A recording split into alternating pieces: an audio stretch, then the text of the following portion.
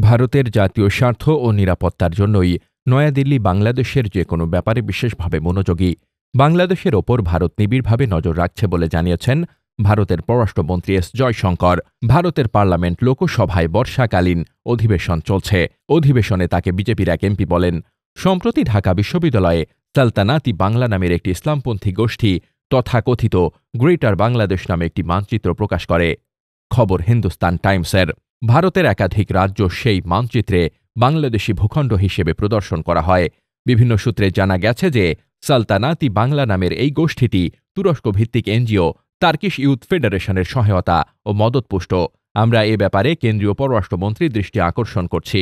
জবাবে জয়শঙ্কর বলেন, আমরা এ ইস্যুতে বাংলাদেশের সরকারের সঙ্গে যোগাযোগ করেছি। সরকারি ফ্যাক্ট-চেকার প্ল্যাটফর্ম বাংলা ফ্যাক্টর বরাত দিয়ে বাংলাদেশের সরকার আমাদের জানিয়েছে যে ২০২৫ সালের ১৪ এপ্রিল পহেলা বৈশাখ উপলক্ষে ঢাকা বিশ্ববিদ্যালয় ক্যাম্পাসে একটি ইতিহাস সম্পর্কিত প্রদর্শনীর আয়োজন করা হয়েছিল।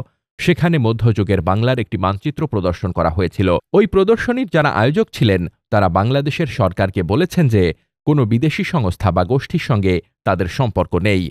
বাংলাদেশ সরকারের পক্ষ থেকে আরও বলা হয়েছে, সালতানাতি বাংলা নামের কোনো সংগঠন বা গোষ্ঠীর অস্তিত্ব বাংলাদেশে নেই।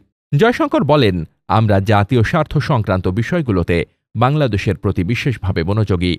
ভারতের অভ্যন্তরীণ নিরাপত্তা সংক্রান্ত বিভিন্ন ইস্যুতে বাংলাদেশের ওপর আমরা নিবিড় নজর রাখছি এবং অভ্যন্তরীণ নিরাপত্তাকে সর্বোচ্চ গুরুত্ব দিয়ে আমরা এগোচ্ছি।